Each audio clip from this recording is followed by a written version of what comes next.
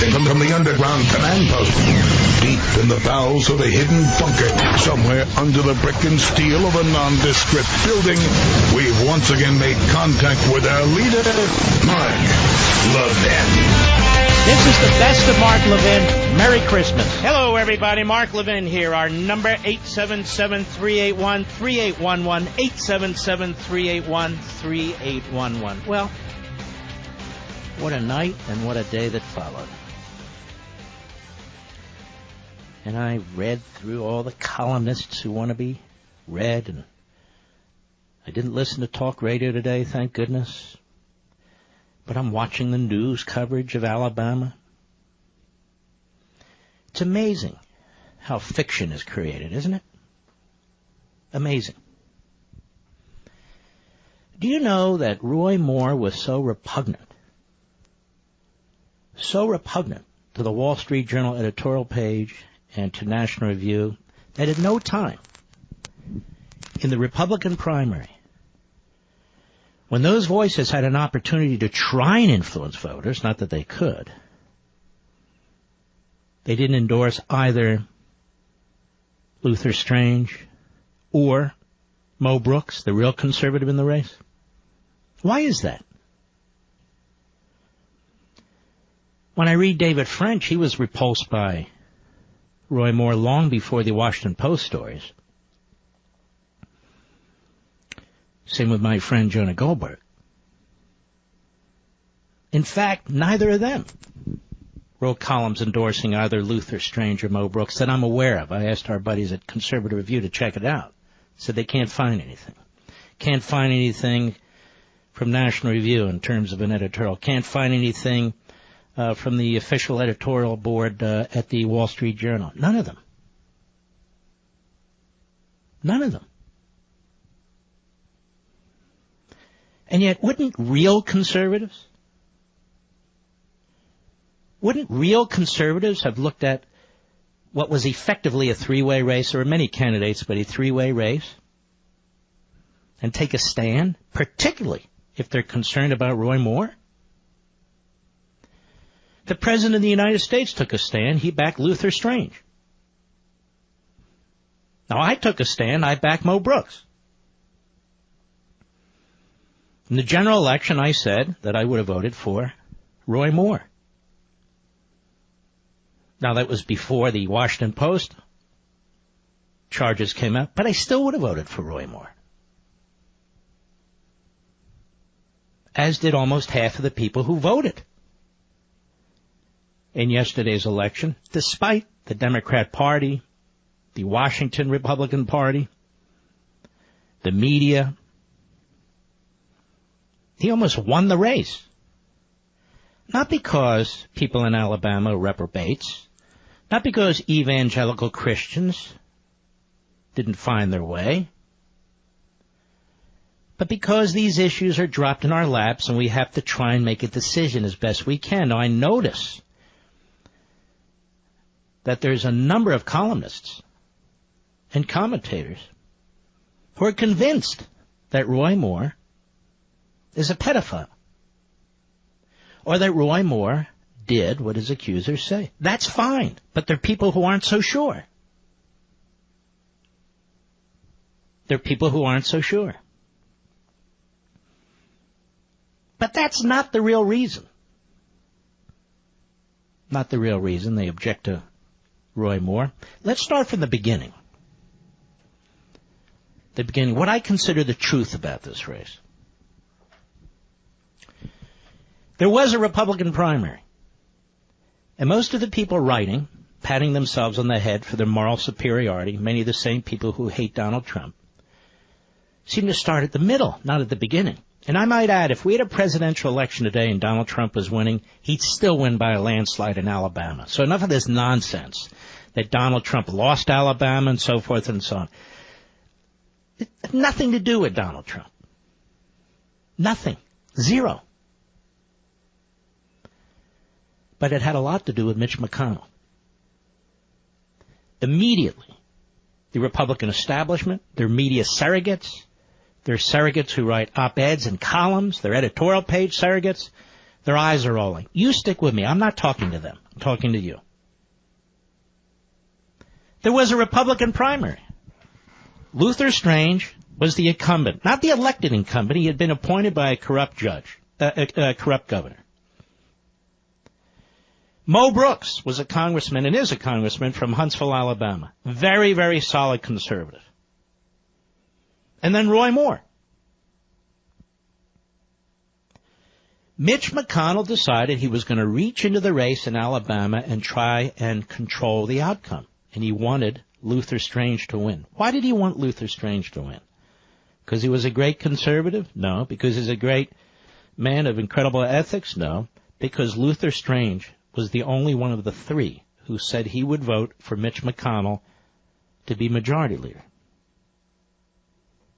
Mo Brooks, the conservative, said, no, I won't support him, as did Roy Moore. Then McConnell and Rove, and a guy by the name of Stephen Law and others, they calculated that their biggest problem, should there be a runoff, no candidate getting 50% in the Republican primary, their biggest problem would be Mo Brooks. How do I know it? They told Politico that. Where is it? On July 31st, 2017. Mo Brooks was the problem.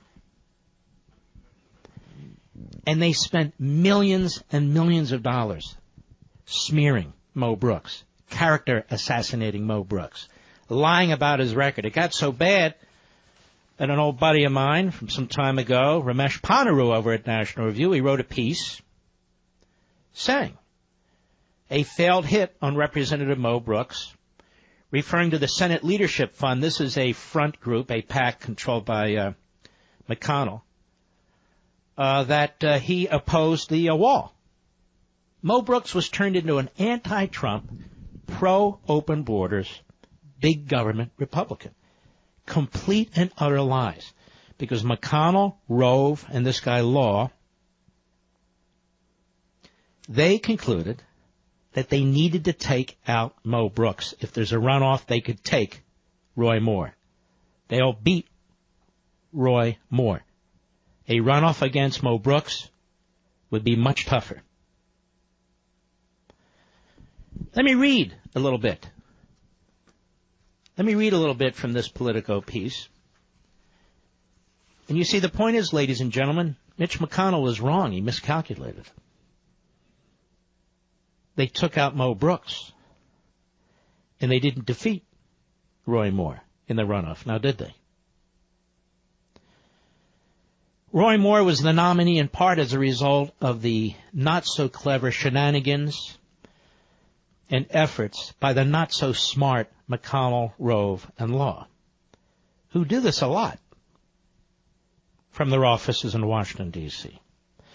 I won't read the whole piece. You can read the whole piece. There's other stories, too, about this. McConnell wages war down south, Politico, July 31, 2017. It's a massive undertaking. I'm only reading part of this. By McConnell and his allies on behalf of Strange, who was appointed a mere 6 months ago to fill the seat until a special election. That is the Jeff Sessions seat. In part, McConnell's urgency reflects his long-standing promise to protect besieged Republican incumbents in primaries. But it also underscores his struggles managing his narrow Senate majority, which were punctuated by the collapse of Obamacare repeal legislation last week after 3 Republicans broke ranks. This past week, Brooks, a member of the conservative House Freedom Caucus, said he would not vote for McConnell as majority leader and called for him to step down after the failure of the health care bill. Much of the Republican leader's efforts in the race is being overseen by the pro-McConnell Senate Leadership Fund. In April, the Super PAC held an event in Birmingham, Alabama, to outline its plans to defend Strange, who made an appearance for part of the gathering. Also present was former George W. Bush advisor Karl Rove, who knows Strange, a former state attorney general, from his past work on Alabama judicial races. We're in for Luther, money, marbles, or chalk, Rove told the crowd, according to one attendee. Since that time, the group has orchestrated a blistering assault against Brooks, Ads portray the four-term congressman as unsupportive of President Donald Trump, a damaging line of attack in a state where the president is widely popular. One recent Senate Leadership Fund TV ad used footage from 2016 in which the Alabama congressman called the then-candidate Trump untrustworthy. This is when he was backing Cruz in the Republican primaries for president. The offensive was born out of private polling the group conducted in May, testing how voters in the state felt about Brooks's comments about Trump last year. There's evidence that the attacks are taking a toll on the congressman. An independent survey released last week showed Strange leading with 33%, Moore with 26%, and Brooks at 16%. Remember, the goal here was to take out Brooks and to run against Moore. The Senate Leadership Fund has spent $3.5 million on the race. Turns out they spent more. By far the largest expenditure of any outside group. This is the McConnell group. Yet that figure is expected to grow significantly, especially if no candidate receives a majority of the vote in the August 15 primary and the contest is forced into a September runoff, as is widely expected. The group has pledged to drop $6 to $8 million. The McConnell team is trying to rattle Brooks also. Republican strategist Ward Baker, a McConnell ally, whom the leader handpicked to serve as the National Republican Senatorial Committee executive director during the 2016 campaign, has been offering guidance free of charge to Clayton Hinchman, a 34-year-old West Point-educated Iraq war vet who has launched a primary campaign against Brooks for his North Alabama congressional seat. So committed were they to destroying Brooks that they said, you keep this up, we're even going to threaten your House seat. We got this great veteran, this hero, to run against you in the House. Now, this Hinchman is echoing many of the same themes National Republicans are using against Mo Brooks in the Senate race, casting him as deeply disloyal to the president. In an interview, Mo Brooks said he believed McConnell's fingerprints were all over Hinchman's campaign. Brooks said the leader had engaged in a systematic effort to strong-arm and bully candidates opposing Strange. While McConnell's team is increasingly optimistic, it later says, about Strange's prospects, it concedes the race hasn't been easy. Senate GOP officials have made it clear to the administration they would like to see Trump express some measure of support for Strange. Yet 3 White House aides said they don't expect a Trump endorsement, and yet they got one. And it goes on. You can read it. They were targeting specifically, aggressively, overwhelmingly Mo Brooks. They wanted to knock him out so they would have a chance to go one-on-one against Roy Moore. That's exactly what they did. They went one-on-one against Roy Moore, and they lost to Roy Moore. So conceited are they in Washington. So conceited are McConnell, Rove, Law, and the rest of them. They just thought they would knock off Moore. And that's what they did. Roy Moore was the nominee of the Republican Party, not because of Steve Bannon, who I suspect most people in Alabama do not know. He's the nominee of the Republican Party, more so because of the way Mitch McConnell decided to interfere in this race and the way it blew up in their faces. And so furious was Mitch McConnell, long before the Washington Post article came out, he would not support Roy Moore because he beat Luther Strange. Now, all the moral preening by our new moralists out there, these columnists who keep telling us they told us so. Well, why didn't they tell us that? During the course of the Republican primary, why didn't they pick sides? They have big mouths. They write incessantly to each other, among one another. Why didn't they say during the course of the Republican primary, when the choice, Mr. French, was not binary, when the choice, Brother Jonah, could have been made right there and then? Why didn't you back Luther Strange then? Why didn't you back Mo Brooks then? Why did the Wall Street Journal editorial page not back Luther Strange? Why didn't National Review back Mo Brooks? And now they want you to believe that they were right about this all along. They haven't been right about anything. They're not right about anything. The other thing that bothers me a lot about this is, who cares if they're right or wrong? This isn't about columnists, websites. It's not even about Mitch McConnell. The media have this all wrong, and I think intentionally so. What I'm about to say will be provocative and controversial to some of you, but it ought not be. There is no nationalist populist movement in this country. There are nationalist populists, but there is no great nationalist populist movement in this country. We won 2010 the House. We won 2014 the Senate. The Republicans, we won the presidency in 2016. Not because of a nationalist populist movement. Because it's the good old conservative movement. The good old Tea Party movement. We've never gone away. We've never gone away. Doesn't mean we agree on everything. Doesn't even mean we agree on candidates. I want to further expand on this when I return. Mark Levin.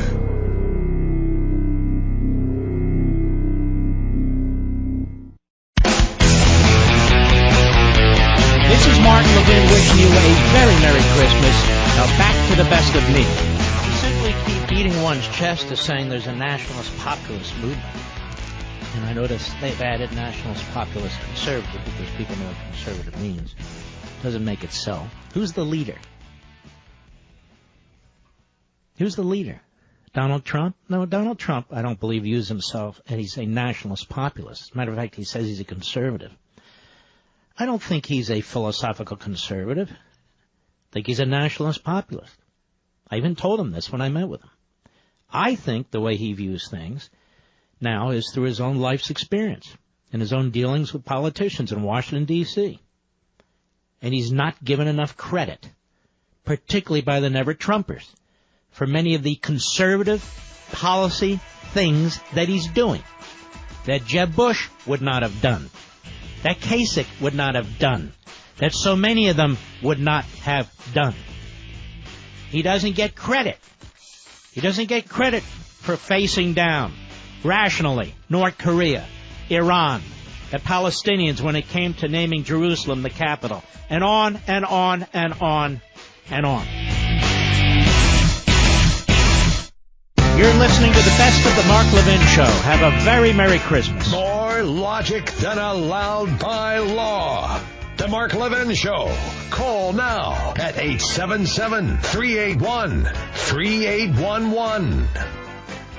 So McConnell and his surrogates, who started all this in Alabama, who tried to fix the outcome of the Republican primary. Many of the establishment Republican and McConnell surrogates in the pseudo-conservative and conservative media sitting on their hands, waiting until after the primary, some waiting until after the runoff, to demonstrate to us how morally brilliant and strategic they are. I really dismiss them. What's the point? But we need to have a debate in this country. At least we conservatives / and so-called Republicans. A serious debate.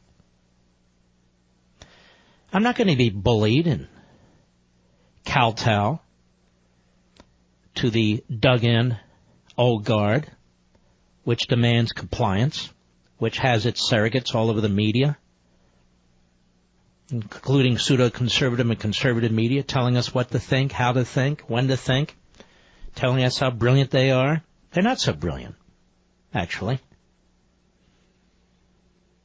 See, I remember when Ronald Reagan was an outsider. I remember when he had to fight like hell to win the Republican nomination for President of the United States. I remember when he had to fight the Bush family. I remember when he had to fight Karl Rove and people like Karl Rove.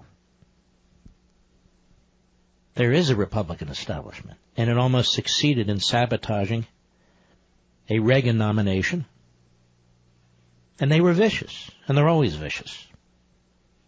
Everybody challenging the Republican establishment, the Mitch McConnell types, and McConnell was a Gerald Ford guy, by the way. Every one of them is not Roy Moore. There are some very good people who are trying to defeat some very average people who've bought into this whole thing of big government and favoritism and lobbyists and telling us one thing while in Washington they do another. In fact, Mitch McConnell will never tell you that the greatest vote getter in modern American history, modern Republican history, was the most conservative president in the last century, maybe in any century. He was an outsider. They tried to stop him. Mitch McConnell's friends tried to stop him. The Bushes and their friends tried to stop him. But they couldn't stop him because of this conservative movement. Not a nationalist, populist, agrarian movement. Not a Jacksonian movement. Just common sense conservatives who've had enough of big centralized government. They've had enough of being lied to, as they have now. And maybe we ought to talk about that kind of immorality. That'll never be leaked to the Washington Post, never be leaked to any media outlet, because they don't much give a damn. This kind of immorality they sanction. The immorality of telling the voters one thing and going to Washington and doing another. The immorality of putting your hand on a Bible and swearing to uphold the Constitution when in fact you have no intention, effectively, of upholding the Constitution. When you get elected saying that you're going to repeal Obamacare and you don't. Even the proposals to repeal Obamacare weren't repeals for Obamacare. When you talk about slashing taxes across the board when in fact you're not slashing taxes across the board. When you say you're going to secure the border and you have no intention of securing the border. When you have a little kid and they lie and lie and lie over and over again, you realize you have a character problem on your hands. There's something wrong with your little kid. When you have a political party that does the same thing to the base, that hands it a majority in the House, a majority in the Senate, and the presidency, you have a problem on your hands. But the answer isn't nationalist populism. The answer isn't to be a knockoff of the Democrat Party and to hold up Andrew Jackson as your great hero. The answer is to get back to first principles. First principles are not abstractions, and they're not theories. It's our first principles that created this civil society. It's our first principles in this country where we, most of us anyway, respect individuality and freedom. It's our first principles that recognize private property rights. It's our first principles that recognize the dangers of a centralized government and the need to diversify power. It's our first principles that recognize federalism. It's our first principles that recognize unalienable rights of the individual and the family. It's our first principles that recognize the whole notion of a nation state. Those are the first principles that created the greatest country on the face of the earth, the greatest people on the face of the earth. Why would I abandon that for Andrew Jackson? Why would I abandon that for Mitch McConnell? Exactly what is Mitch McConnell's vision for the country? Exactly what is the nationalist populist vision for the country? See, we conservatives have a problem. We're getting blitzed from both ends. I'm not talking about on the political spectrum, but we're getting blitzed from both ends.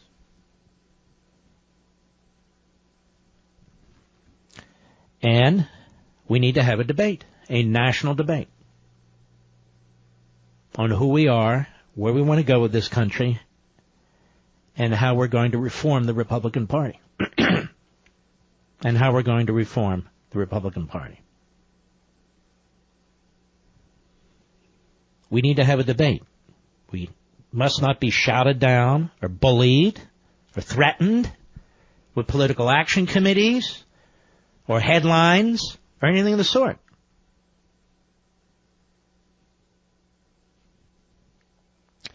The Democrat Party today is a party that attacks America's customs, traditions, and institutions daily. It's a party of demagogues, like Kirsten Gillibrand, a complete fraud and hypocrite. It is a party that seeks the endless transformation of America. It is a party that supports lawlessness as long as that lawlessness justifies an end that they support, whether it's so-called sanctuary cities or an out-of-control special counsel investigating a fake issue, like collusion with Russia by the Trump world.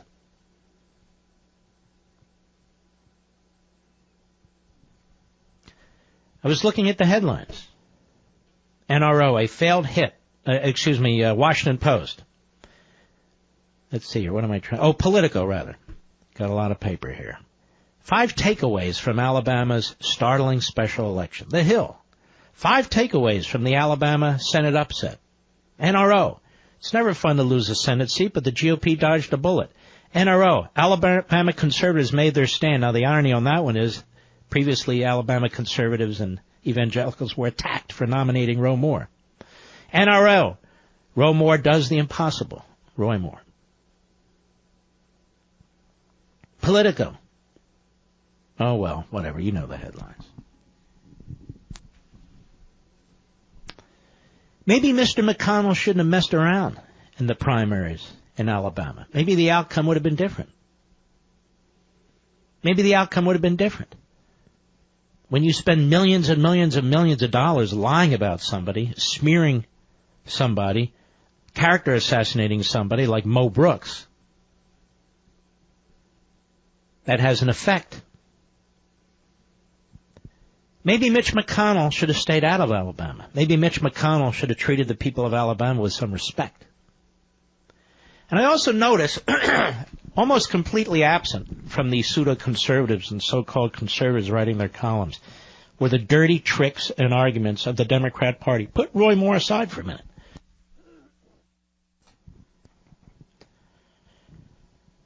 Electing the Republican would bring back segregation. The Republican was like George Wallace. The race baiting to get out the black vote was way over the top. Way, way over the top. The Democrats get no criticism for that. We have to be of a myopic view. We're not allowed to look even across the aisle and criticize what they did. No, you don't understand, Mark. The Republicans dodged a bullet. They lost the election. The Republicans dodged a bullet. They lost the election. And then we're told, poor Mitch McConnell only has 51 votes now. Poor Mitch McConnell created this scenario. Just the way he reached into Mississippi to save Thad Cochran, who doesn't even know how to tie his loafers. They keep talking about the race against Harry Reid in Nevada. That was a 5-point race. He almost lost to the majority leader of the United States Senate. And that they treat the Republican like she's some kind of kook. She almost won. The Republican establishment, including Mitch McConnell, they talk about Indiana. Oh, poor Dick Lugar, he would have won, except he was knocked off by a nut in the Republican primary. He was not a nut. He was a good man. He'd been the treasurer of Indiana. They went out there and destroyed the guy, the Republican Party. They withhold money from him, and now we have a Democrat from Indiana. That's the truth. That's the absolute truth.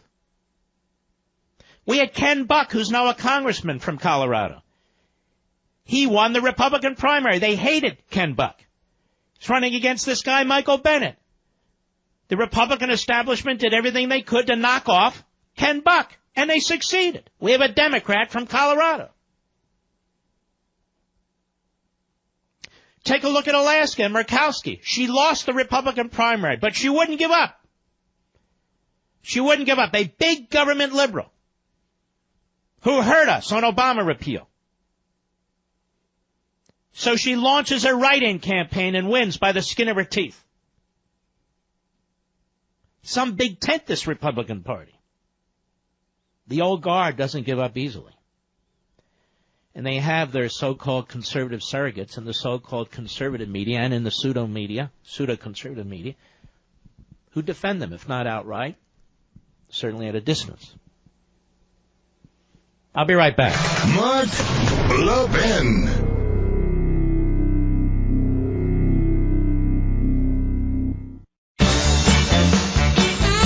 This is Mark Levin wishing you a very Merry Christmas. Now back to the best of me. One very, very important point. I think people are Pollyannas if they don't think the Republican Party is in trouble in the midterm election. Again, I'm not in the prediction business. I'm not really good at it. I thought more would slip through yesterday. Actually, it was Jones who slipped through yesterday. But I said I'm not sure. But none of that matters. What matters is this. I think the conservative base of the Republican Party is dispirited right now. And I think the Democrat base is hyped up on the usual issues. But I think the conservative base, having delivered the House to the Republicans in 2010 and every election cycle thereafter, having delivered the Republicans the Senate in 2014, having delivered the Republicans the presidency, and still having failed to repeal Obamacare, and Obamacare is a big thing in the lives of every American, still having failed to do anything legislatively whatsoever to secure the border, and I could go on and on. I think the Republican base is dispirited. At the same time, I think the President of the United States is doing everything he can on these issues. But he's not a king. He's not Barack Obama. Again, this is the fault of the Republican House and the Republican Senate, which, of course, gets a pass by the Wall Street Journal editorial page and the other pseudo-conservative elements out there. Because they hate Trump. But if you're sober about this, and you try to really think it through, and you don't have a stake in Trump's failure, or you're not humiliated by his victory, then you know I'm right. Look, I try to call him as I see him. I supported Cruz in the Republican primaries, and when he lost, I supported Trump against Hillary. It's that simple. And Trump wanted conservative support, and he went to Gettysburg. He gave a very solid speech, and he's tried to follow up on everything he said in that speech. That's more than Mitch McConnell and the Republicans in the House and the Senate have done. They don't care about following up on their promises, and then you get the excuses. Well, they're a couple votes is all they have. Really? Well, then why make promises? Why not say, we're going to repeal Obamacare, but only if we have 57 Republicans? That's not what they say. That's not what they say. So the Republican Congress, the Republican House has been around longer than Trump. The Republican Senate's been around longer than Trump. They have dispirited the base, the very people who brought them their majorities. Boehner would attack the conservative movement. And McConnell attacks in his book and otherwise the conservative movement. They can attack individuals, they focus on Bannon and so forth and so on. But it's bigger than that. It's more than that. He's a lightning rod. This isn't a put down, I'm just saying he's a lightning rod, and he wants to be a lightning rod. Takes a lot of effort and work to be in the liberal media all the time. It takes a lot of behind the scenes activity and so forth. That's fine. But it's bigger than that. They don't like us. They don't agree with us. They are not about to do the hard work that's necessary to cut the size of government, to cut spending, to support federalism. They're not going to do it, despite what they say. You know, life is stressful, even worse when the IRS is after you for back taxes. You agonize when they'll show up, seize your bank accounts, put a lien on your home, or garnish your wages, right? It was even worse for Lori. Lori was engaged but knew bringing $25,000 of IRS debt into the marriage was no way to start her new life. Lori did something really smart she called Optima Tax Relief. Optima stepped between Lori and the IRS, analyzed her case, uncovered some game-changing facts that allowed them to settle her case in her favor. When Optima told Lori that her IRS problems were over, well, she called it the happiest call of her life, and her wedding was back on. Optima has resolved over $500 million in tax debt relief for their clients, and they're A-plus rated with the Better Business Bureau. Getting your life back starts the moment you call Optima for your free consultation. Here's the number. It's simple. 800-499-6300. There you go. 800-499-6300. That's 800-499-6300. I could be wrong, but I think I'm right. I think we Republicans, we conservatives, we have a hell of a time coming up in the midterm elections. Not only are they typically tough for the party in power, but people are dismissing what took place in Virginia. The Republicans controlled 64 assembly seats in a 100-seat assembly. The outcome is still unknown.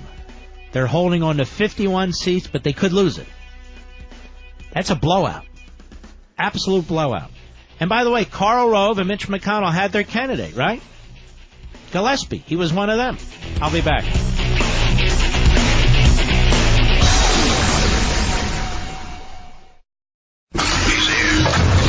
He's here.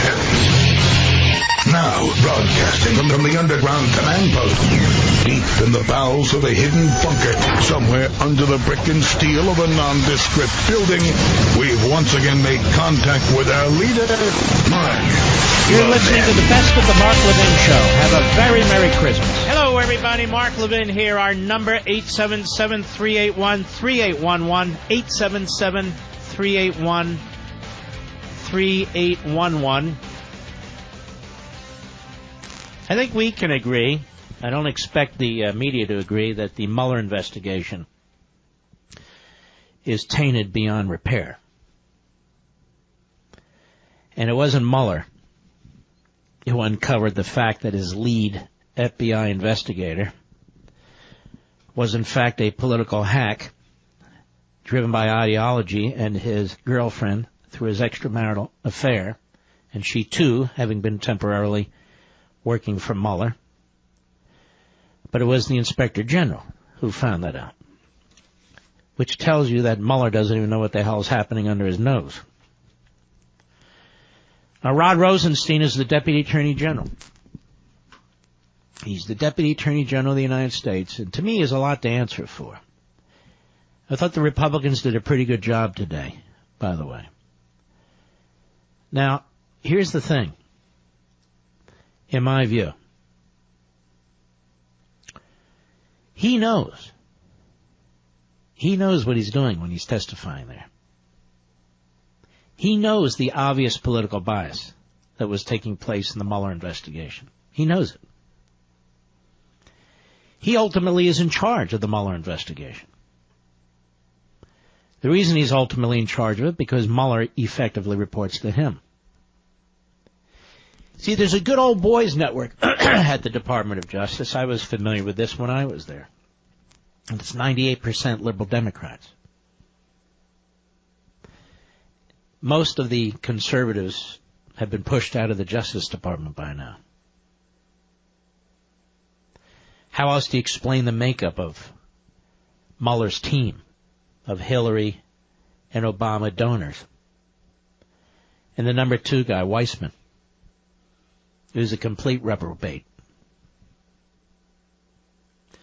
Why didn't Mr. Mueller reach out to other prosecutors with a little bit more diverse backgrounds? Why all liberal Democrats? I told you this before, and I believe it. The highest echelons of the FBI now are controlled by the left. or Democrats, or people who are sympathetic to those views. I think this is one of the reasons there's constant leaking. And James Comey leaked. He confessed because it was going to be uncovered when he was testifying before Congress, as if it was no big deal, because I actually think for the highest echelons of the FBI it is no big deal. And they have a long history of leaking. J. Edgar Hoover leaked. During Watergate, the number 2 deputy director of the FBI leaked because he was angry with Nixon for not giving him the directorship. And Mr. Mueller's operation has a long history of leaking, and they're leaking constantly. But this operation is absolutely poisoned with politics. Poisoned with politics.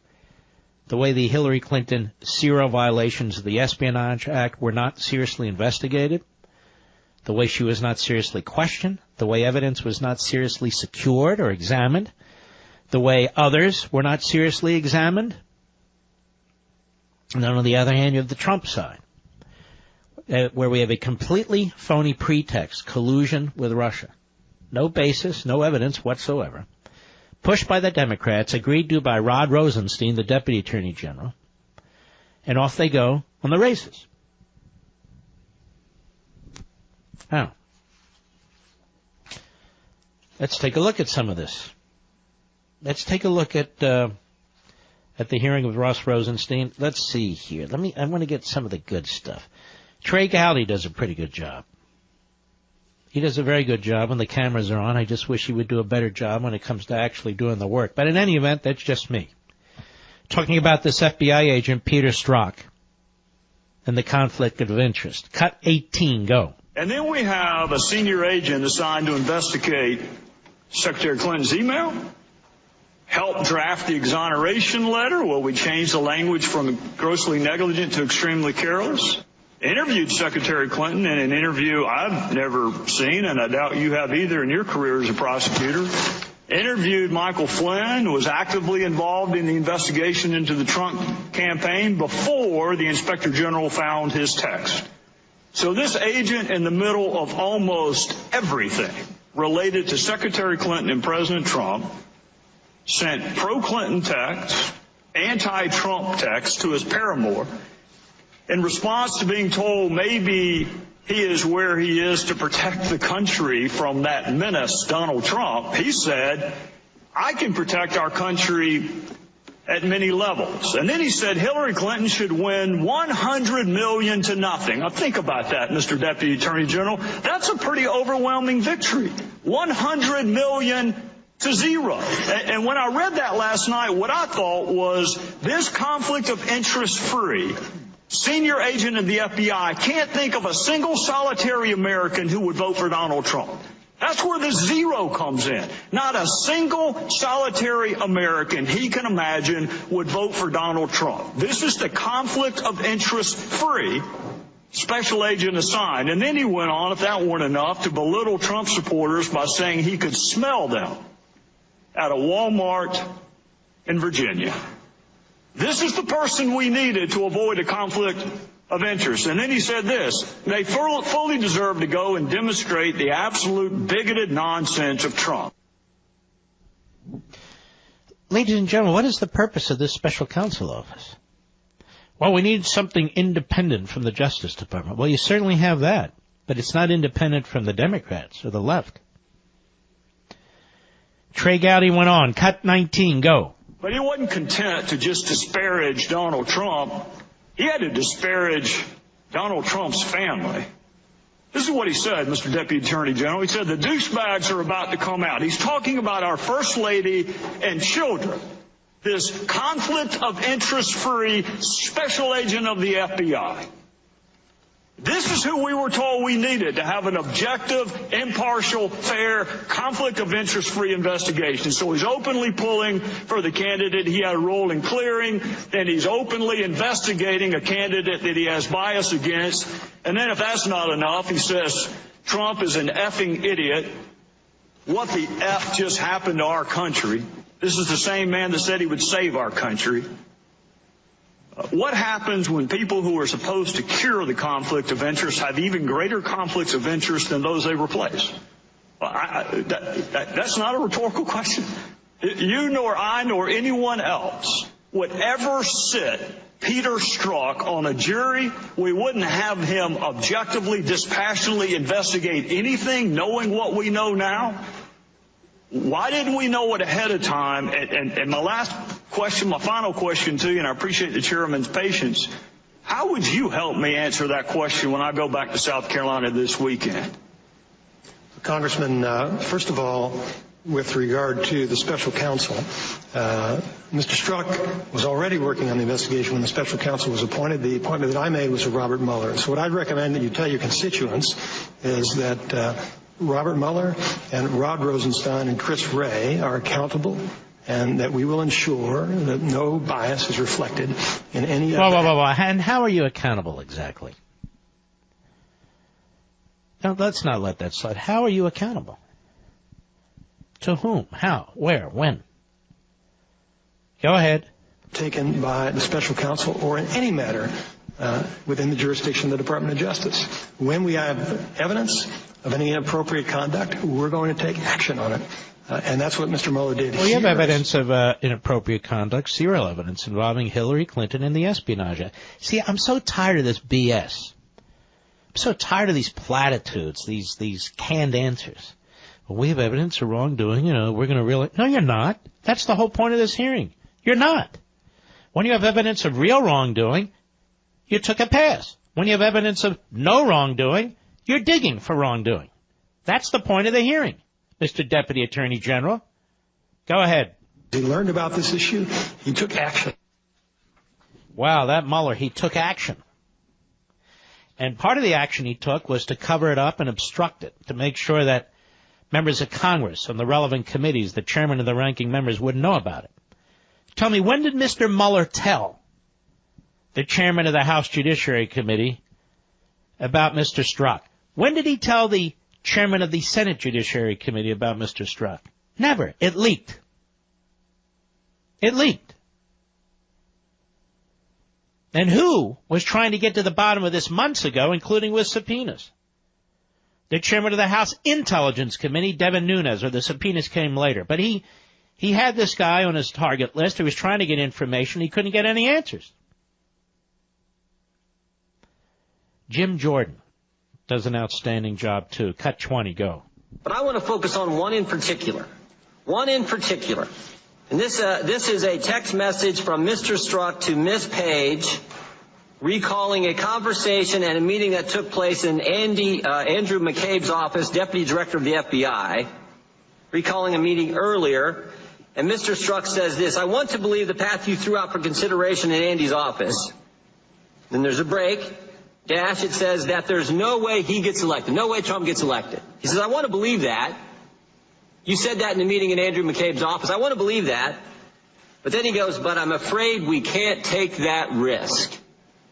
Now, this goes to intent. He says, we can't take the risk. The people of this great country might elect Donald Trump president. We can't take this risk.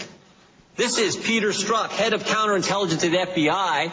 This is Peter Strzok, who I think had a hand in that dossier that was all dressed up and taken to the FISA court. Let me stop you there. I agree with him completely. I agree with him completely. I believe there's a cover-up on this. I really do.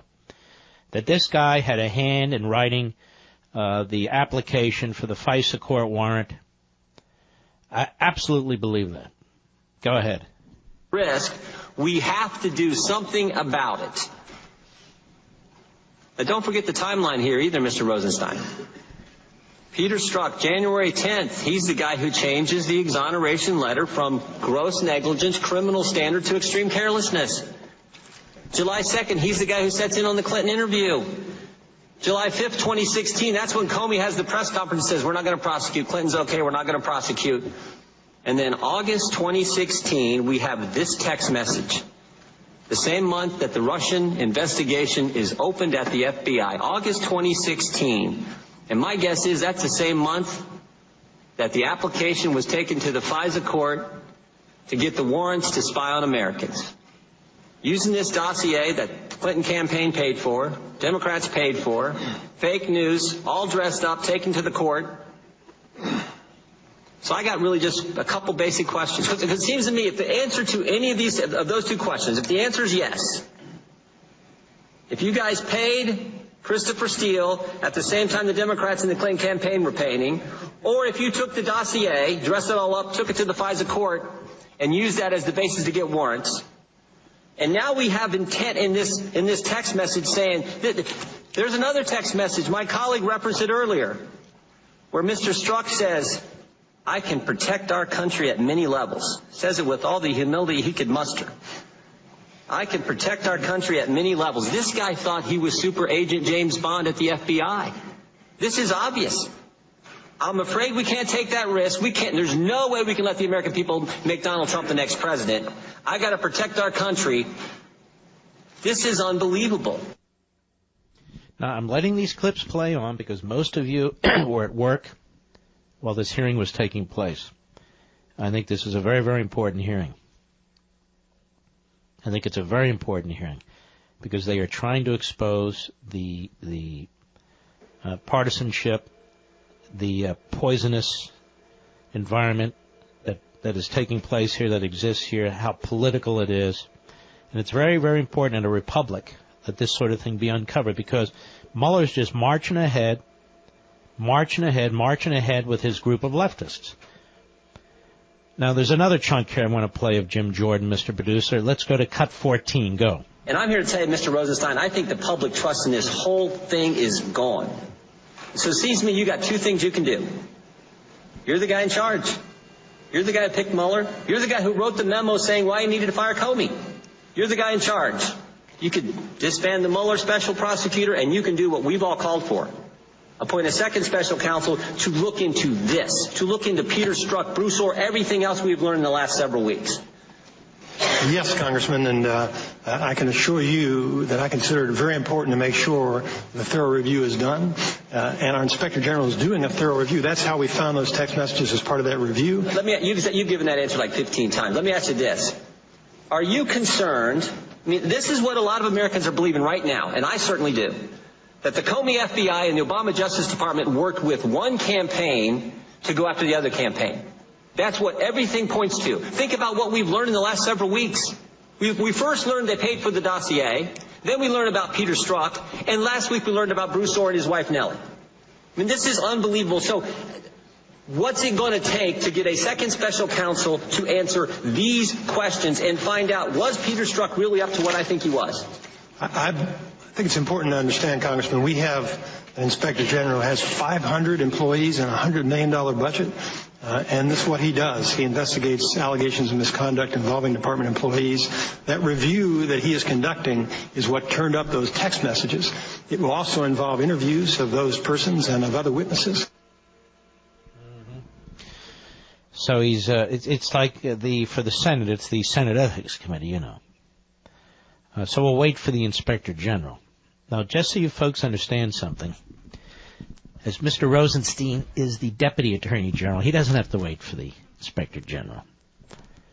He can appoint a special counsel if he chooses. And there's somebody else who has the power to appoint a special counsel through this process. You know who that is, Mr. Producer? The Attorney General of the United States. He's not recused from everything.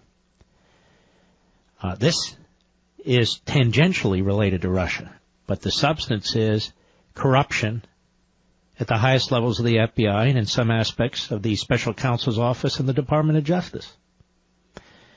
Sounds to me like a perfectly legitimate use of a special counsel. And I have a few that I would suggest we point. You know, we could point Joe DeGenova, you know, somebody like that. I'll be right back. Mark Levin.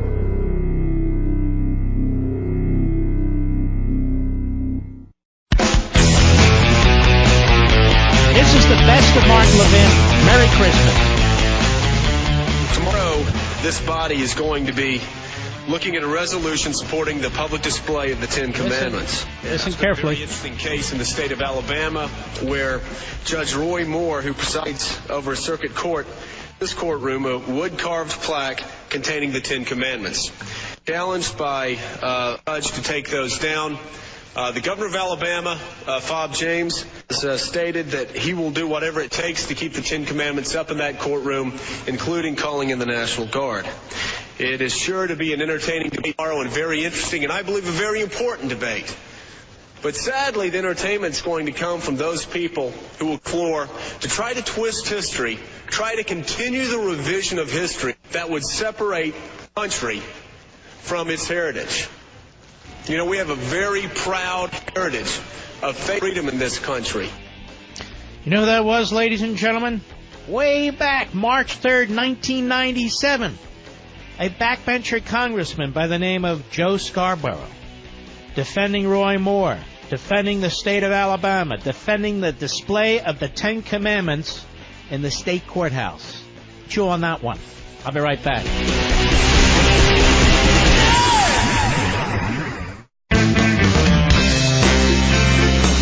This is Mark Levin wishing you a very Merry Christmas. Now back to the best of me. Right versus left is right versus wrong. Call Mark at 877-381-3811. Charles Barkley, ladies and gentlemen, says Democrats have basically taken advantage of blacks. And so what did he do? He supported a Democrat in Alabama. There you go. What do I know? Yes, that was Joe Scarborough, right, Mr. Producer? And I want to give a hat tip to my buddy Steve Dace, who dug that up. From 20 years ago. Joe Scarborough, before he was seeking fame and fortune at MSLSD as a left-wing kook sellout, he came to the strong defense of Roy Moore, came to the strong defense of the Ten Commandments in the courthouse, came to the strong defense of Roy Moore challenging a federal judge, and went to the floor of the House to say so. Would you like to listen to again for some fun entertainment? Turn up your volume. Go ahead, Mr. Producer. Tomorrow, this body is going to be looking at a resolution supporting the public display of the Ten Commandments. And it's been a very interesting case in the state of Alabama where Judge Roy Moore, who presides over a circuit court, this courtroom, a wood-carved plaque containing the Ten Commandments. Challenged by a judge to take those down. The governor of Alabama, Fob James, has stated that he will do whatever it takes to keep the Ten Commandments up in that courtroom, including calling in the National Guard. It is sure to be an entertaining debate tomorrow and very interesting, and I believe a very important debate. But sadly, the entertainment is going to come from those people who will floor to try to twist history, try to continue the revision of history that would separate the country from its heritage. You know, we have a very proud heritage of freedom in this country. Mm-hmm. We do, Joe. What happened to this guy? Bang his head too many times? Now, there have been some people, lawyers, writing at these pseudo-conservative sites who condemn Roy Moore for the stance he took on the Ten Commandments, for the fact that he should have obeyed a federal court order insisting that they remove the Ten Commandments. What do you think about that? What do you think about that? Well, no, you know, Mark, he has to follow a federal court order. Does the Constitution compel the removal of the Ten Commandments from a state courthouse on any level? Separation of church and state. Right. Well, that's not in the Constitution. That was a concoction, a fiction that came out of the court in the 1940s for the purpose of discriminating against little Catholic kids when the buses would go and pass the bus stops. Oh, yeah. The case is called Everson. Now, some people will read that and say, wait a minute, the court said that those kids could be picked up. That's not the point. Hugo Black was a Klansman in Alabama, appointed by FDR. Isn't it funny how things change? Confirmed by the Democrats. Hailed by liberal media, including the New York Slimes, over all the decades that he was on the bench. He switched his vote, moved to the majority so he could write the opinion, but his purpose was to attack the church, the Catholic Church. See, they're of flesh and blood. that he'll never get the Roy Moore treatment, even though Roy Moore was never a representative of the Ku Klux Klan. I'm not defending, I'm not a special pleader here, I'm just explaining who gets the right history and who doesn't. Who we can call angels and who we have to call devils. So we have some modern lawyers today who are totally unencumbered with the history of the court, the history of a lot of these cases. They read them in a sterile room with a sterile mind, and they think Roy Moore is an absolute nut. Roy Moore has said things about gays and so forth that I absolutely reject. But I'm talking about this point. This point. So a federal court orders a state court to remove the Ten Commandments from the state courthouse.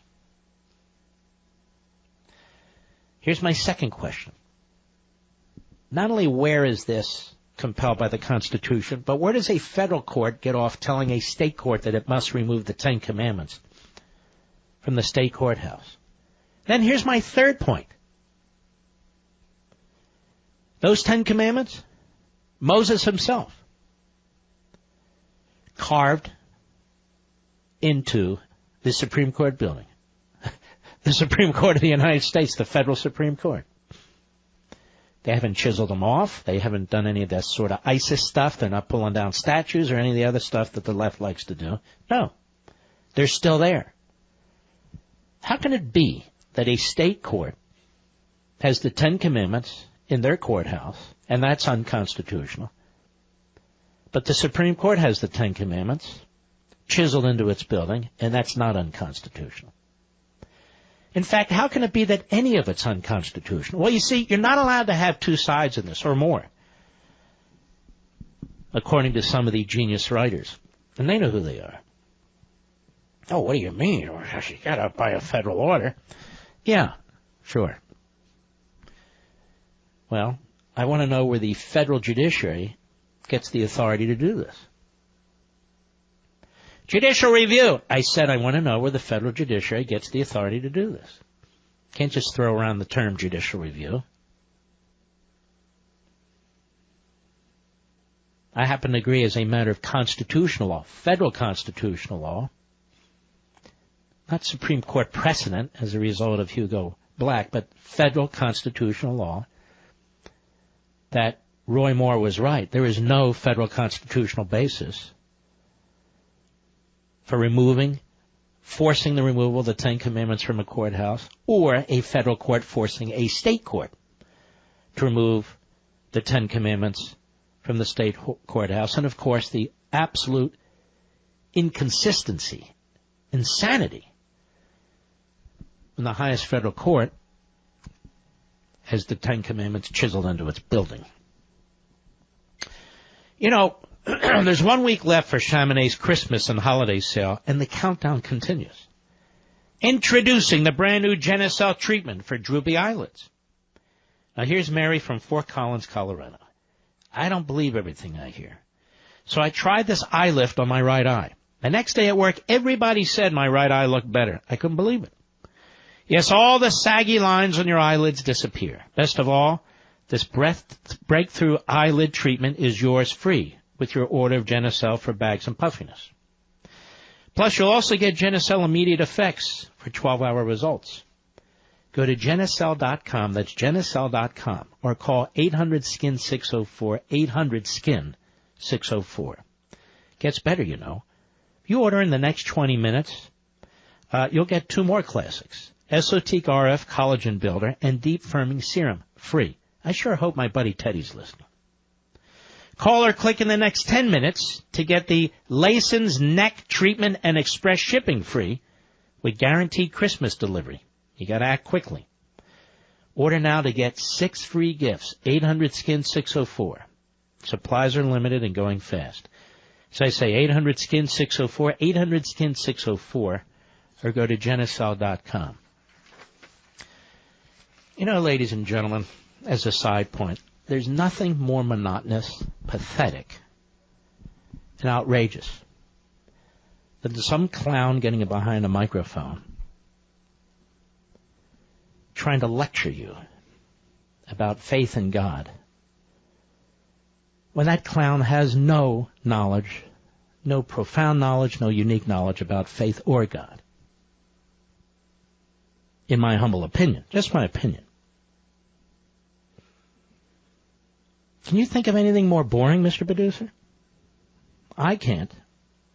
A Jimmy Swaggart wannabe? A Jimmy Swaggart wannabe. Thinks people give a damn about what he has to say. Give a damn about what he has to say. I make a prediction. In a year, 2 years, or whatever, that slob won't even be on the radio. Just a guess. My guess is he can't hold an audience. I don't know. I could be wrong. Weirder things have happened. Weirder things have happened.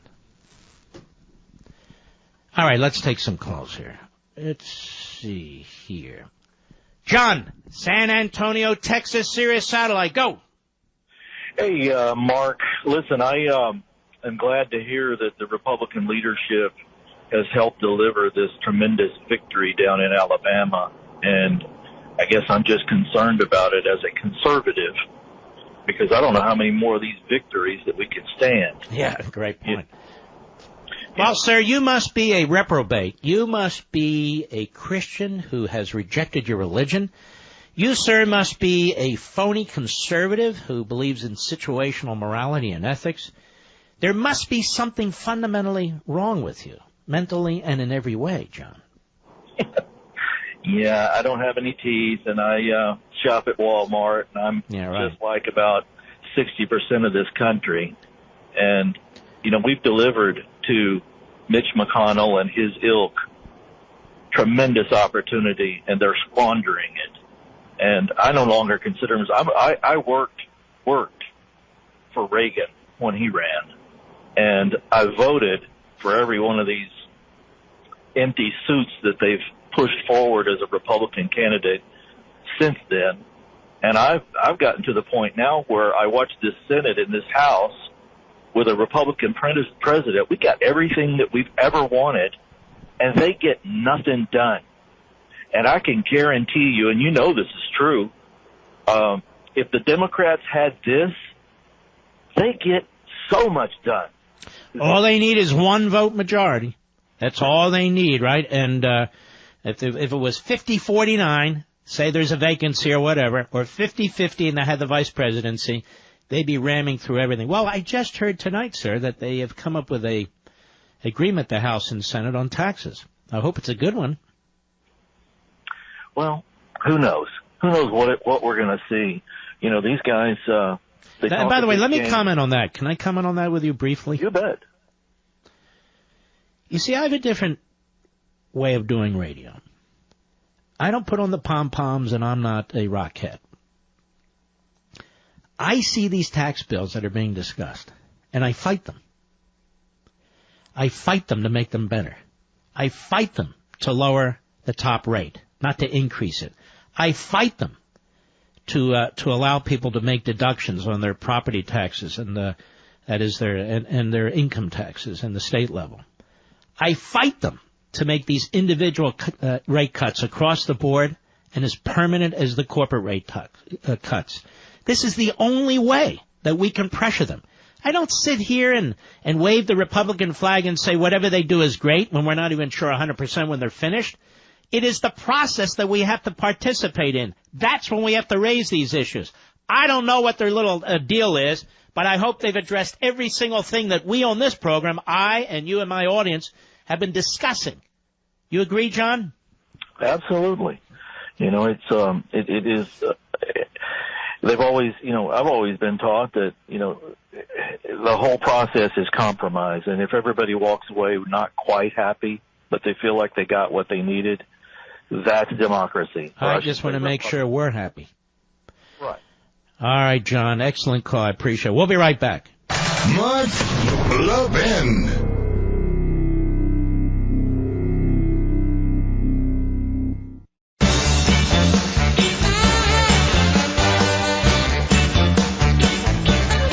This is the best of Mark Levin.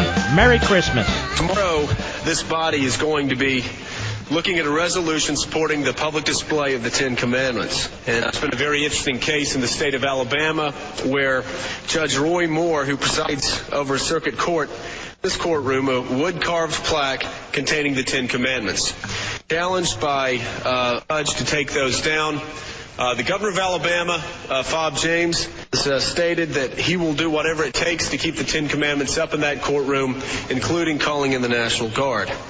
It is sure to be an entertaining debate tomorrow and very interesting, and I believe a very important debate.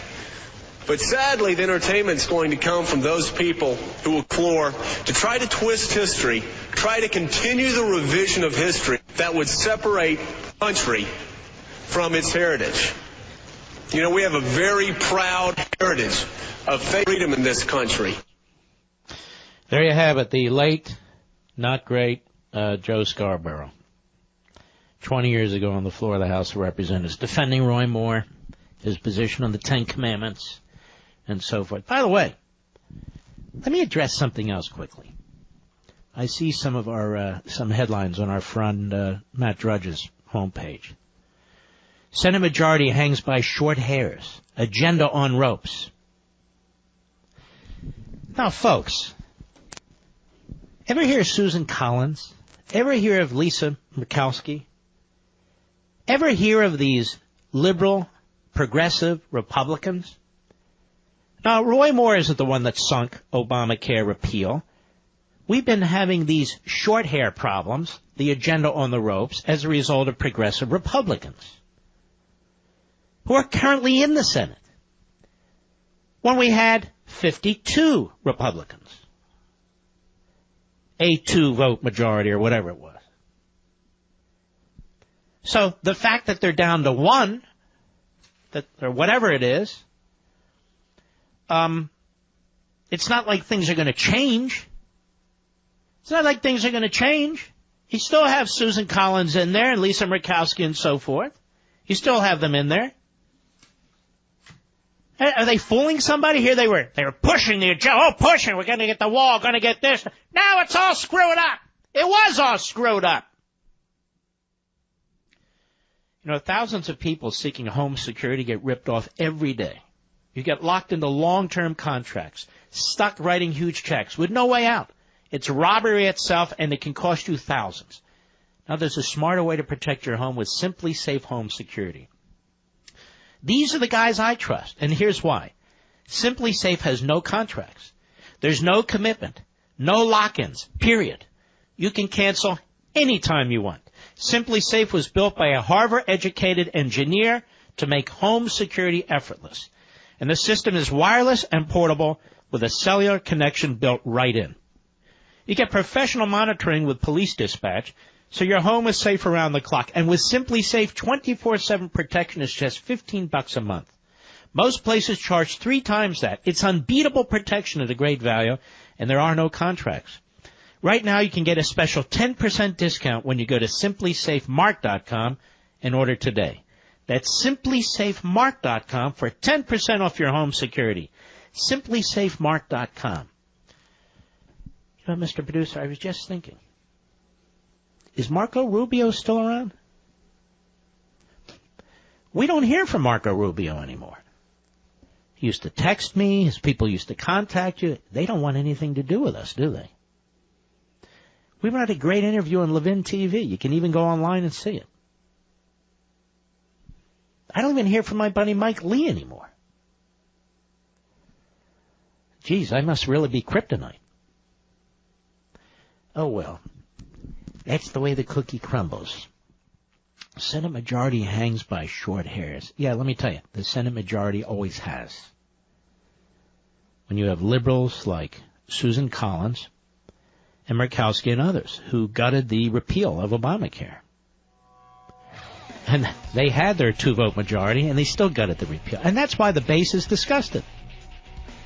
They'll never understand it. The phony, the intellectuals, the pseudo-intellectuals among conservatives and Republicans, they'll never get it. Ladies and gentlemen, guess what? We've got a full hour left. I'll be right back.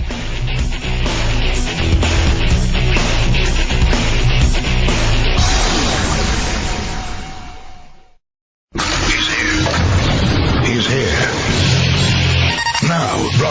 from the underground command post, deep in the bowels of a hidden bunker, somewhere under the brick and steel of a nondescript building, we've once again made contact with our leader, Mark Levin. You're listening to the best of the Mark Levin Show. Have a very Merry Christmas. Hello, everybody. Mark Levin here. Our number, 877-381-3811, 877-381-3811.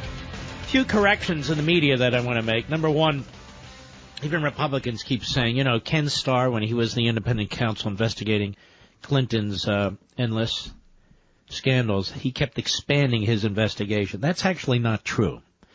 The person who kept expanding Ken Starr's mandate was Janet Reno. She didn't want to appoint new independent counsels, and she kept giving the stuff to Ken Starr. How do I know? Because I was there. I saw it. So Starr didn't keep expanding his authority. It was expanded for him, and basically he didn't even want it to be expanded. The second point is this. The establishers trying to create an argument by rewriting history about how challengers, we'd have more Republican senators but for the idiots who keep challenging these magnificent Republican incumbents. I just want you to remember, first of all, if Mitch McConnell has had his way, there would have been no Ted Cruz, Mike Lee, Rand Paul, Marco Rubio, and a host of others. There would have been some really lousy Republicans in the United States Senate. But they never talk about what they've done. Again, but for the Tea Party, but for the conservative movement, there wouldn't be a Republican House, Senate, or a Republican president, period. But they're dispiriting you. They're deflating you. Let me remind you of the 2006 midterm elections, because Mitch McConnell won't, and certainly Karl Rove, the so-called architect, who must have built the Leaning Tower of Pisa, they don't want you to remember it. It's only 11 years ago. It's only 11 years ago. How about you, Stephen Law? Another schmo. The Democrats gained 6 Senate seats. Remember, the president was George W. Bush. By defeating Republican senators in the states of Missouri, Montana, Ohio, Pennsylvania, Rhode Island, and Virginia. Okay? The Democrats gained 30 House seats from the Republicans. So with Rove in charge, the establishment fully in charge of the RNC, the White House, and the House and the Senate, they lost the House and the Senate in 2006. The Gingrich Revolution that gave us the House was no more. Was no more. For the first time since the midterm elections of 1994, the Gingrich Revolution, the Democrat Party gained control of both houses of the United States Congress when Karl Rove was the deputy chief of staff and all these never-Trumpers were working at the White House, starting at the top with George W. Bush. They lost the Congress. And, of course, Nancy Pelosi became the Speaker of the House, and Harry Reid became the leader of the Senate. That is what Karl Rove delivered. I don't know where he gets this reputation as this genius when it comes to elections. But he delivered the Democrats the House and the Senate in 2006. And it was the Tea Party that rose up that they hate and still hate, the remnants of which are still here. They gave them the House, the Senate, and the presidency. But they hate us. Don't forget this, 2006. 2006. Karl Rove, the architect. How come he's never asked about this? How come that never shows up on his resume when he's on TV telling us about how lousy conservatives are? Karl Rove, who was involved in Alabama in the Republican primary, trashing Mo Brooks to try and clear the way for a runoff between Roy Moore and Luther Strange. I hope you know what, Mr. Producer, we're going to play the first hour during the holidays again. Because at least on this program, we're not going to let the truth escape. The way in which the Washington establishment Republicans, led by McConnell, led by Rove, led by this guy Stephen Law.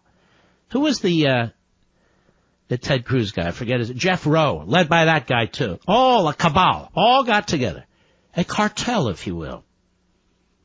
Fat dopey guy keeps using that word. A cartel, if you will. That was used to meddle in the election in Alabama. Because they thought they could beat Roy Moore with Luther Strange. So they went out and tried to destroy Mo Brooks and defeated him. And by the way, we wish Mo Brooks well. He announced on the floor of the House today that he has prostate cancer. And let me add this. Senator McCain is in the hospital from side effects for the treatment of his brain cancer. And we wish him all the best, too.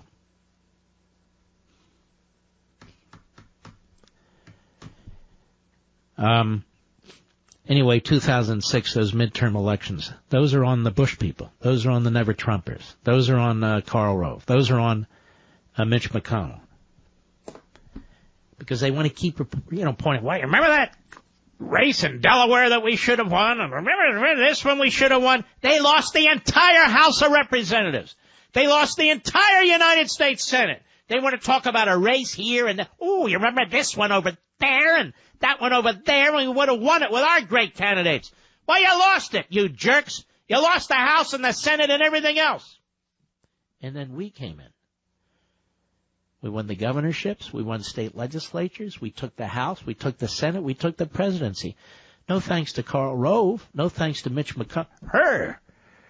Hey, you know what we're doing here in the United States Senate? I'm going to tell you something here.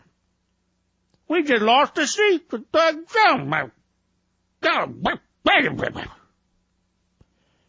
I set the whole stage there in Alabama. Set the whole stage here in Alabama for Luther Strange. We love Luther Strange here in Capitol Hill. Because he was going to vote for me to be the majority leader. I poured everything I could into that state. Oh, yeah. I thought we could beat that Roy Moore, but he beat us. So we had to beat him again. Oh, yeah. And we took the moral high ground here. Oh, yeah, we're the moral high. We're all about morality up here in Capitol Hill, the United States Senate. Oh, yeah. All right. Let's hear from the people. Don't forget, we have two lines, one for regular Americans and one for liberals. 877-381-3811, regular Americans. 877-381-3811 for irregular Americans. Liberals. Let's go to Troy. Let's take a disagreeer. Frenchwood, Texas. Never heard of it. The great KTRH. How are you, Troy? I'm wonderful, and it actually was started as a Quaker town. That's where the name comes from. Really? Well, honestly, I don't even care. But anyway, go right ahead. Well, a quick little note was funny is I used to be a conservative political writer for the Austin American Statesman, and the editor of the newspaper was Mark Levin. And ever since I first wasn't me on the radio, exactly. But I always liked because he was becoming an attorney, and he is very politically involved. But anyway, it's an imposter. There you go. Don't worry, he's conservative.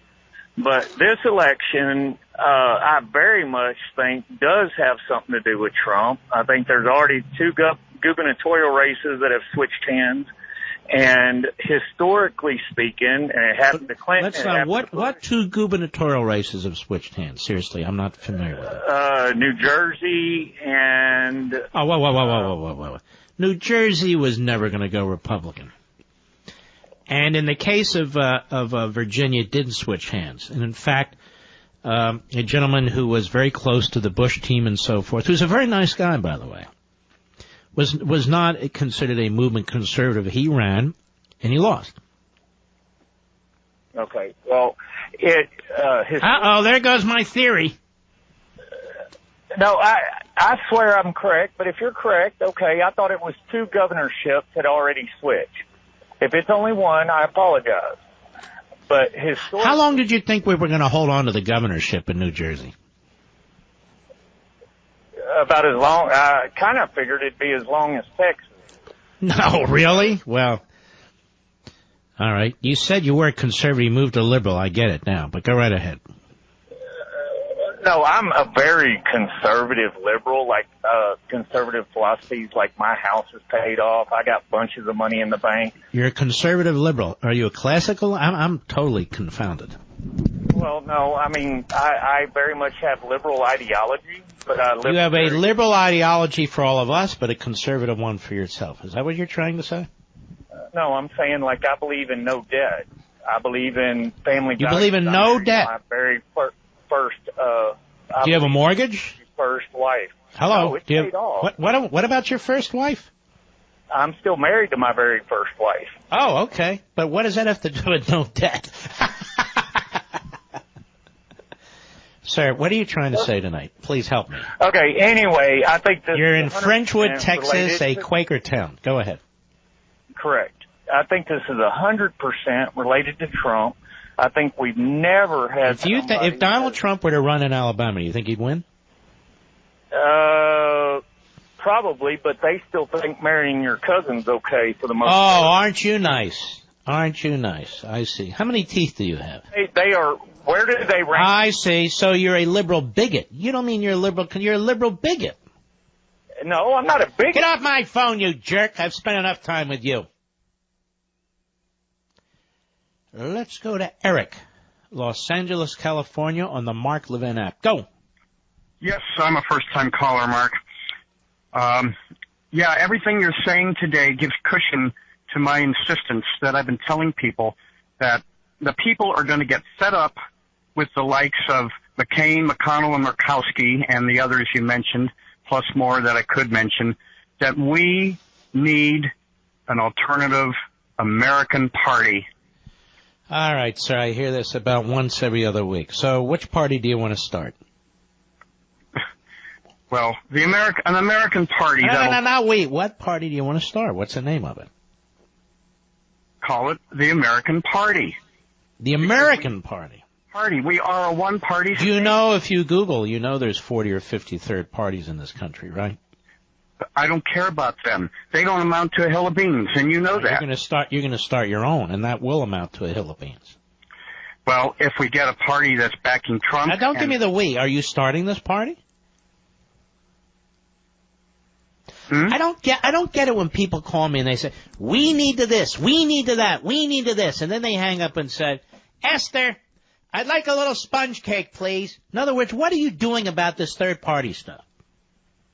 Well, right now, I've been talking to people about it, that we don't have... Really? You got people walking down the street talking about hemorrhoids. What are you doing about it? Well... Nothing. I do happen to be a book author, but I'm not plugging that. I'm not calling you to plug that.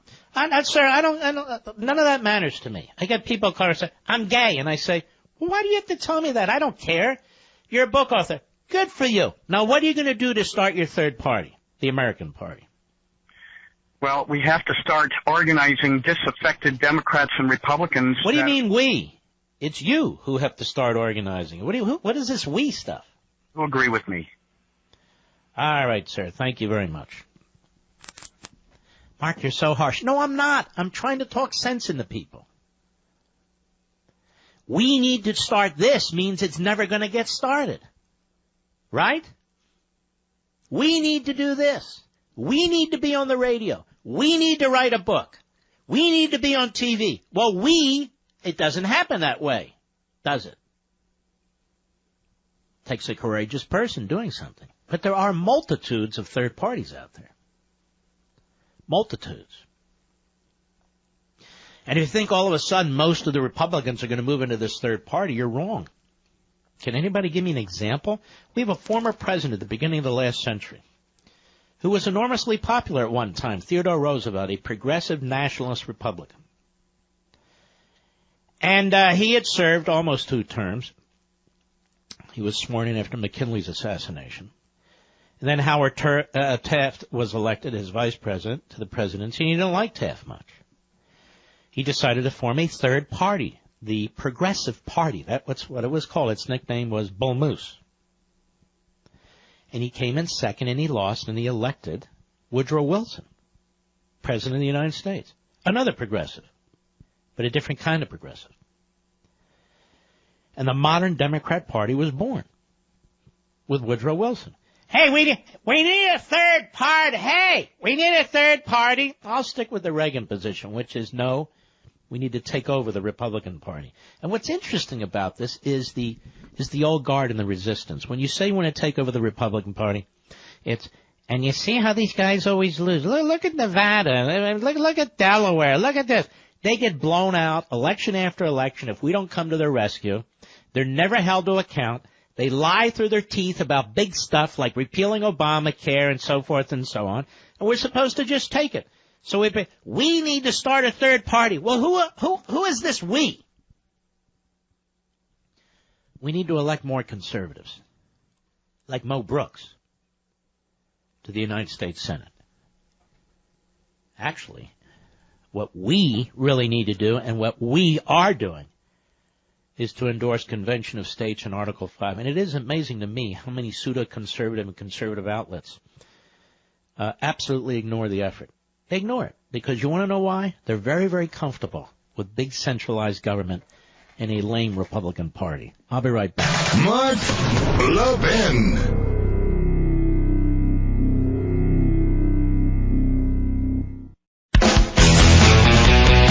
This is Mark Levin wishing you a very Merry Christmas. Now back to the best of me. Mike, Omaha, Nebraska, the great KOIL. Go.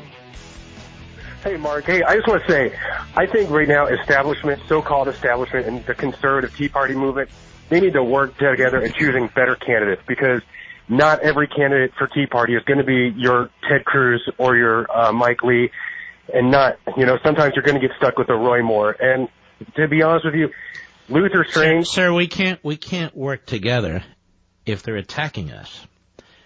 That's like saying when Reagan was trying to be the nominee, can't you work together with the Bush people? Can't you work together with the moderate elements within the Republican Party? No, he had to win. He had to defeat them. And it amazes me when people talk like this. And no offense, I'm just saying. Like if having a majority of constitutional conservatives who will actually try and turn this country around is extremist or an impossibility. We have a lot of red states in this country. Last time I checked, there were 30, give or take, in terms of the Trump victory in the Electoral College. Why is it okay that if we have a massive majority of nothing burgers, mashed potato heads, as opposed to people who have some principle? Why is it if you support liberty and the Constitution and capitalism and a nation state and a strong defense that you're just too right-wing and we can't have a majority. We can have 5 of you maybe, 5 out of 100, but that's about it. Please. I'll be right back.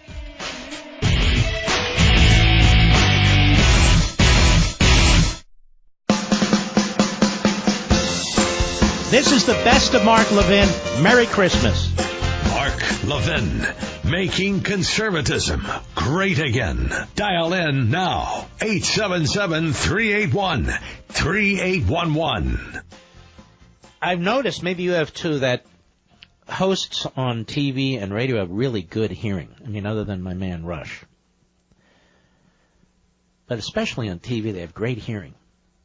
The first hour I did of this program was just repeated by somebody. I put out on Facebook and Twitter, I'd say fairly soon after the election, my comments about McConnell and what took place in a very truncated form. Then, of course, I've expanded on them here. The moment I did that, other people with very good eyesight read it and on cable TV, and they repeated it too, Mr. Producer. I'm trying to figure out how to monetize this. How do you monetize plagiarism? I'm not sure. And many of the people who do this talk about, the morality. Doing a lot of holiday shopping from your mobile device. Retailers expect 54% of holiday shoppers to visit their sites from mobile devices. Scammers see this as an opportunity to steal your credit card information and other personal data by distributing phony retail apps. Be cautious and only download apps from reputable app stores and read the reviews for any complaints about malware. 1 in 4 people have experienced identity theft, and if you're only monitoring your credit, your identity can still be stolen in ways you may not detect. Thieves could sell your information on the dark web or get an online payday loan in your name. LifeLock detects a wide range of identity threats. Now, if you have a problem, a U.S.-based restoration specialist will work to fix it. No one can prevent all identity theft or monitor all transactions at all businesses, but LifeLock can uncover threats that you might miss. Join now and get 10% off with promo code Levin. That's Levin. All you have to do is call 1-800-LifeLock or go to lifelock.com. Use promo code Levin. That's Levin, and you'll save 10% immediately. Well, let's see who else is out there. I will say this. I'm very, very concerned about the heavy losses the Republicans could take in the midterm elections. I think a lot of that is due, even though the effort now is to say it's Roy Moore, even though Roy Moore is defeated and Donald Trump and so forth. No, I think that the effort is due to the Republican majority in the House and the Senate. Even if we get a decent tax bill, and that's yet to be seen, that's one thing. Oh, Mark, we have limited majority. So what? You still have a majority. So what?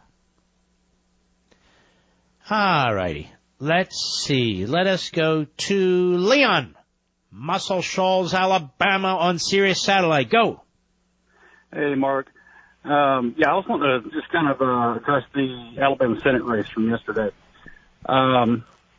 At the end of the day, any Republican in the entire state of Alabama other than Roy Moore could have went up against Doug Jones and trounced him in the election. I was a Mo Brooks guy. I was disappointed that he didn't get the nomination. And I held my nose and voted for Moore just simply because I didn't want Jones in there, to be honest. And 100% of this lays at McConnell, at the feet of McConnell, at the feet of Jeff Flake, and at the feet of Richard Shelby, as well as the rest of the establishment Republicans who were calling for him to drop out and everything else after the allegations and stuff came out. And I have a firm belief that in the next. Well, let me just lay down because you make a good point. Clearly, the Republican Party got what it wanted. Oh, and the Republican Party blew it from the beginning, as I've explained in exquisite detail with the McConnell antics, the money, not just him, Karl Rove, Stephen Law. What the hell is that other guy's name? And Jeff Rowe. They all went in there, and others, heavy duty, to try and get a face-off between Roy Moore and Luther Strange because they were afraid of Mo Brooks. They threatened Mo Brooks' own seat by putting up somebody to run against him in the primary in his House seat in Huntsville, Alabama. And they spent a fortune trying to recreate Mo Brooks into a liberal. It's really immoral, and it's really unethical when you have people like Karl Rove and Stephen Law and this guy Rowe, and then, of course, McConnell himself. They don't want to debate the issues. They just try and smear somebody like Mo Brooks. I was a Mo Brooks supporter, too. And in the end, I agree with you. In the end, I would have preferred Roy Moore to Doug Jones. And the reason is simple. I have a family. We have a country. We have a government that's out of control. We have great threats overseas, and the president needs the additional vote. I didn't create the Roy Moore scenario. Mitch McConnell created the Roy Moore scenario. The Republican establishment, by their arrogance and by their interference in the race in Alabama, created it. And I just want you to know, Leon, a lot of people apparently agree with me because they're now repeating it on TV. Anyway, go ahead. Well, at the end of the day, I'll go ahead and make a solid prediction for 2018. That Jones will be replaced by whatever Republican candidate goes up. And so you're saying the day he is sworn in, he's a lame duck? Absolutely. I agree with you, because he's a real leftist. He's not a Southern Democrat. He's a Massachusetts Democrat. Yeah, if he wants to save his seat, he better caucus with Republicans instead of the Democrats. Well, they don't. Yeah, I know it's not going to happen, but But at the end of the day, he'll be replaced, and because of his stance on the issue, Richard Shelby will be replaced as well. Because I don't know. I looked. He got like 65% of the vote last time. Yeah. And everybody needs to know he used to be a Democrat, and then he converted to a Republican. Yeah, but at the time of the last election, he didn't come out against someone who was running against a Democrat in Alabama either. You mean before this election? There was another case? No. No, before this election, there wasn't one, so that's the reason he pulled 55% of the vote. I see. All right, Leon, you take care of yourself.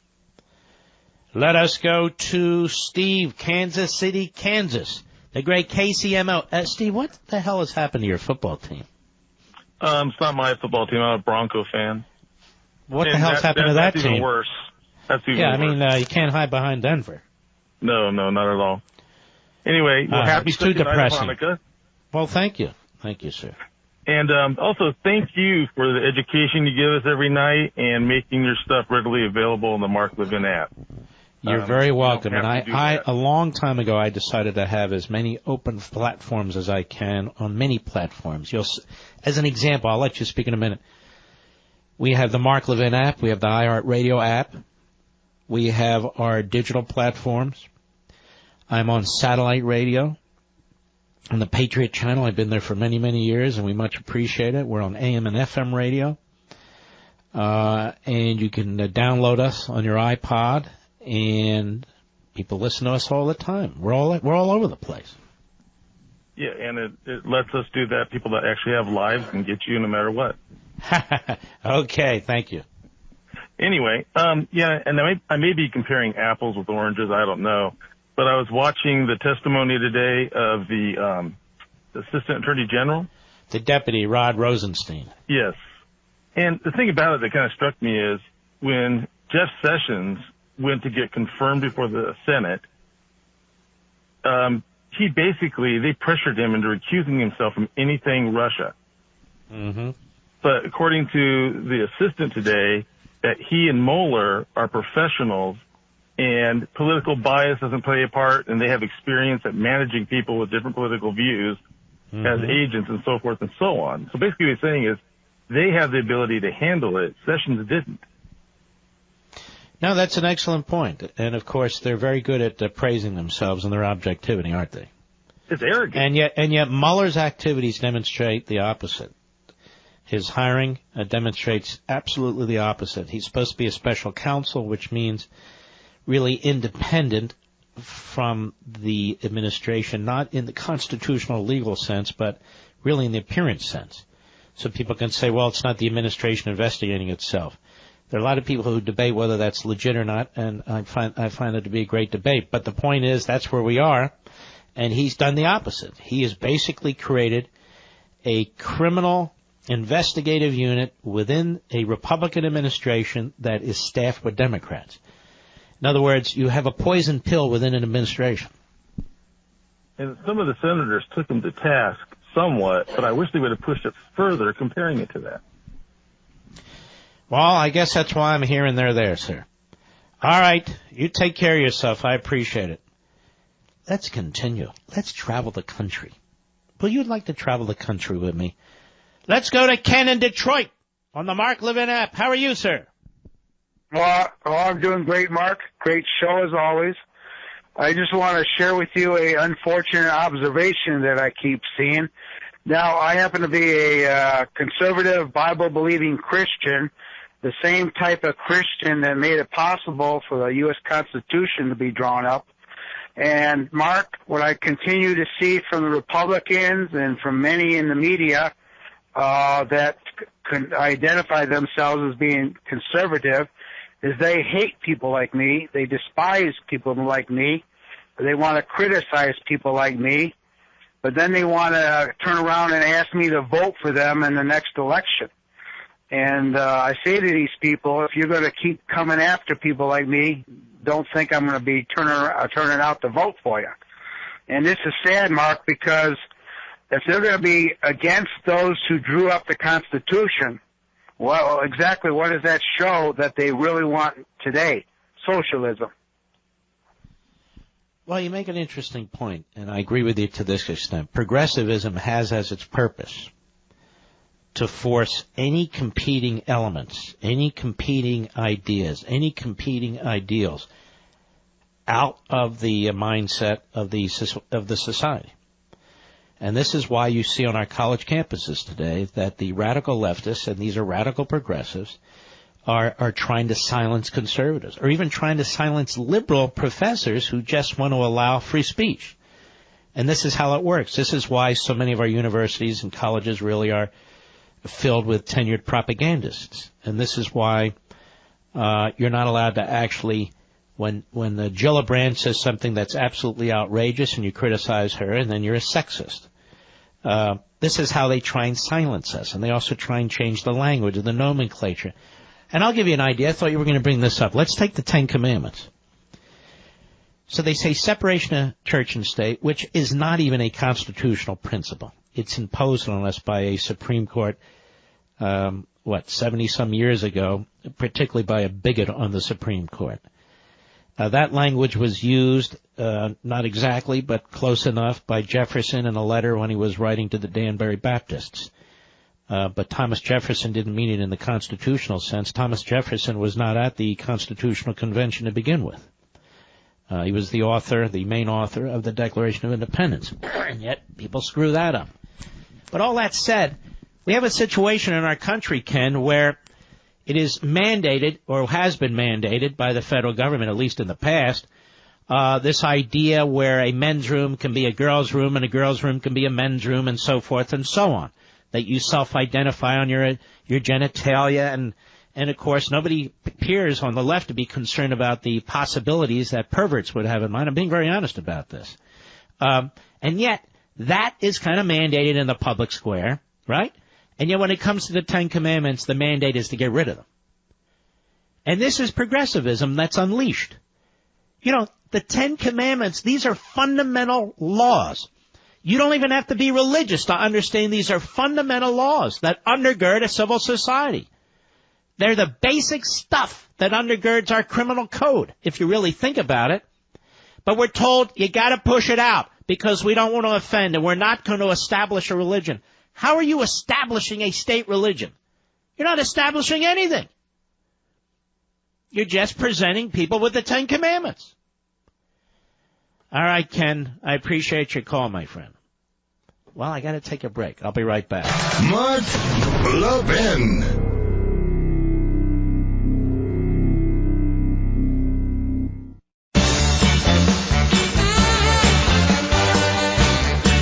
You're listening to the best of the Mark Levin Show. Have a very Merry Christmas. You know, while major senior groups like the AARP lobby for liberal interests behind closed doors, it can feel as if the voices of mature conservatives in this country are unheard these days. Now that's where AMAC comes in. AMAC, the Association of Mature American Citizens. It's a conservative membership organization that I belong to, and it fights to protect your interests on Capitol Hill. Fighting to protect America, limit government, rein in excessive government spending, and uphold the traditional values of faith, family, and freedom, AMAC wants to bring back the America you love. AMAC members also have access to first-rate benefits, including special rates on car insurance and exclusive deals on cell phone service, car rentals, hotels, and more. With a strong presence in Washington, AMAC is focused on producing solutions rather than just rhetoric. AMAC does more than talk. AMAC takes action. I encourage you to join AMAC today. You can join online at amac.us. That's amac.us. Help bring our country back in the values upon which it was built. Just head over to amac.us and become an AMAC member today. AMAC, better for you and better for America. All right. Let's see here. We have a disagreeable. Jerry, Sterling, New Jersey, the great WABC. Go. Mark, even though I'm politically opposite of you, I enjoy your show every night. Listen, I want to say if Mueller cast the net blindly at FBI headquarters and rounded up 50 people, 30 of them would be anti-Trump because 50 to 60% of our population believes Trump's a liar. Well, first of all, I don't know about that number, but so what? You don't know that to be true. And even if you have that belief, and you're a prosecutor, an FBI agent, you keep it to yourself. You don't have 10,000 texts between you and your paramour while you're cheating on your wife on government time. And you're not sending texts back and forth with outrageous statements about a president. You need to have some judgment about a president who you are investigating or a candidate you are investigating one way or another. You ought to have enough sense to keep your mouth shut. Now listen, you're not talking to some schlub here. I worked at the Justice Department. I was chief of staff of the Justice Department to an Attorney General of the United States. The reason why political appointees are not FBI agents is for that very reason. And FBI agents, and I'm tired of FBI agents being put down by liberals who just, if you threw a net 30% of the FBI, I suggest to you that most of the FBI would actually support Trump and conservatives, not liberals. But that said, it doesn't matter. Their job is to do their job, and most of them do it, they're trained to do it, and they're professionals. And so, when you have texts that reveal a very severe animus about a subject of an investigation or a potential target of an investigation, that's exactly why the Inspector General raised the question. You with me? Yeah, but they threw the guy out. Mill fired him last summer. Well, why didn't they tell Congress for months? And why was it the Inspector General who found the texts? Mueller must have known that this guy was a no-goodnik. I mean, after all, Mueller's been hiring no-goodniks on his staff left. Sir, you have to be a complete partisan hack with an IQ of -11 to see that Mueller's staff is left-wing Democrat, particularly his deputy, but not exclusively. And then you have the top FBI guy, who's another leftist. Does that concern you, sir?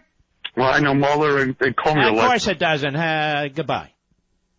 What can I say? I mean, it's really quite preposterous. I didn't even have to debate this.